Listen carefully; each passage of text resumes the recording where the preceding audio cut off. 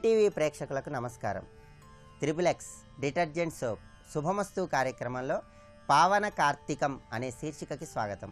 ఈ శీర్షికన కార్తీక బహుళ విధియ నాడు ఎటువంటి విధి విధానాలను ఆచరించాలో, తద్వారా ఎలాంటి ప్రయోజనాలను సిద్ధింపజేసుకోవచ్చో పరిశీలిద్దాం. ఈరోజు కార్తీక బహుళ విధియ శుక్రవారం కాబట్టి ఈరోజు ఐశ్వర్యలక్ష్మి ఆవు రూపంలో ఉంటుంది. గోమాతను ఈరోజు పూజించటం ద్వారా, గోవుకి పసుపు కుంకుమలు అలంకరించడం ద్వారా, గోవు చుట్టూ ప్రదక్షిణలు చేసి గ్రాసము తినిపించడం ద్వారా విశేషమైన శుభ ఫలితాలను పొందవచ్చు. లక్ష్మీర్యా లోకపాలానాం ధేను రూపేణ సంస్థిత అన్నారు. సమస్త లోకపాలకులు కూడా ఆవు రూపంలో శుక్రవారం నాడు ఉంటారు కాబట్టి ఈరోజు ఆవును పూజించినట్లయితే విశేషమైన శుభ ఫలితాలు కలుగుతాయి. ఘృతం వహతి యజ్ఞార్థే మమ పాపం వ్యపోహతు. యజ్ఞయాగాదులలో ఉపయోగించే ఘృతం అంటే నెయ్యి ఆవు నుంచి వచ్చినది అద్భుతమైనటువంటి శక్తికి సంకేతం కాబట్టి ఈరోజు గోమాత దగ్గర ఆవు నెయ్యితో దీపారాధన చేసినట్లయితే అత్యుత్తమమైనటువంటి శుభ ఫలితాలను పొందవచ్చు. అగ్రత సంతు మే గావో గావో మే సంతు పృష్ఠతః గావో మే హృదయే సంతు గవాం మధ్యే వసామ్యహం అనుకుంటూ నా ముందు భాగంలో, నా వెనుక భాగంలో, నా చుట్టూ, నా హృదయంలో అంతటా ఆవులే ఉన్నాయి అనేటటువంటి భావంలో ప్రతి ఒక్కరూ గోమాతను మహాలక్ష్మీదేవి స్వరూపంగా భావిస్తూ ఈరోజు గోమాతను చక్కగా పసుపు కుంకుమలతో అలంకరించి, గోమాత తోకకి పసుపు కుంకుమలు అలంకరించి, గోమాత చుట్టూ ప్రదక్షిణలు చేస్తూ ఓం సురభ్యై నమః అనేటటువంటి మంత్రాన్ని జపం చేయటం, గోవుకి ఆకుకూరలను కానీ గ్రాసాన్ని కానీ తినిపించడం ద్వారా మహాలక్ష్మీదేవి ఆవు రూపంలో ఉంటుంది కాబట్టి లక్ష్మీ కటాక్ష సిద్ధిని చాలా సులభంగా పొందవచ్చు. అలాగే ఈరోజు కార్తీక బహుళ విధియ సందర్భంగా ఆహారంలో ఉల్లిపాయలు, ఉసిరికాయలు నిషేధించినట్లయితే ఉత్తమమైనటువంటి ఫలితాలు కలుగుతాయి. అలాగే ఈరోజు కార్తీక బహుళ విధియ సందర్భంగా ఔషధాలు ఎవరికైనా దానంగా ఇచ్చినట్లయితే, లేదా కొద్దిగా ధనాన్ని ఎవరికైనా దానంగా ఇచ్చినట్లయితే గ్రహదోషాలను తొలగింపజేసుకొని చక్కటి శుభ ఫలితాలను పొందవచ్చు. కార్తీక బహుళ విధియ తిథి నాడు అశ్వినీ దేవతలను ఆరాధన చేయటం ద్వారా అన్ని రకాలైన అనారోగ్య సమస్యలను తొలగింపజేసుకొని చక్కటి శుభ ఫలితాలను పొందవచ్చు.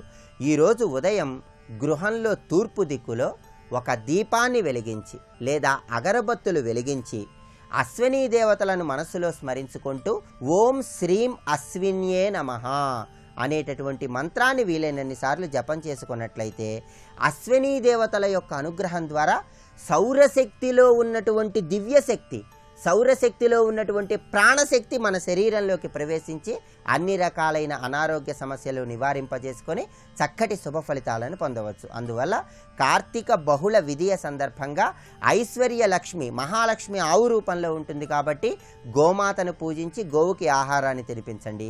అలాగే ఈరోజు అశ్వినీ దేవతలను మనసులో స్మరించుకుంటూ అశ్వినీ దేవతల మంత్రాన్ని జపం చేసుకోవటం ద్వారా అనారోగ్య సమస్యలు నివారింపజేసుకొని చక్కటి శుభ ఫలితాలను సిద్ధింపజేసుకోండి. అదేవిధంగా కార్తీక మాసంలో గోవు పాదం మోపిన ప్రదేశమంత ప్రాంతంలో ఉండే జలంలో కూడా శ్రీ మహావిష్ణువు నివాసం ఏర్పాటు చేసుకుని ఉంటాడు కాబట్టి కార్తీక మాసంలో దామోదర అనే నామాన్ని స్మరిస్తూ కార్తీక స్నానాన్ని ఆచరించినట్లయితే ఉత్తమమైన ఫలితాలు కలుగుతాయి.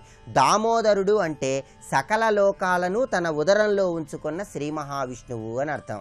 సకల లోకాలను ఉదరంలో ఉంచుకున్నటువంటి శ్రీ మహావిష్ణువు ఈ కార్తీక మాసంలో దామోదరుడు అనే పేరుతో విరాజిల్లుతూ ఉంటాడు కాబట్టి దామోదర అనే నామాన్ని స్మరిస్తూ కార్తీక మాసంలో స్నానాన్ని ఆచరించడం ద్వారా, అలాగే కార్తీక మాసంలో స్నానం ఆచరించిన తర్వాత వీలైతే తులసి కోట దగ్గర దీపాన్ని వెలిగించడంతో పాటుగా రావి చెట్టు మొదట్లో, మర్రి చెట్టు మొదట్లో కూడా దీపాలు వెలిగించడం ద్వారా విశేషమైన శుభ ఫలితాలను పొందవచ్చు. అందువల్ల ప్రతి ఒక్కరూ కార్తీక మాస సందర్భంగా దామోదర నామాన్ని స్మరించుకుంటూ స్నానాన్ని ఆచరించండి.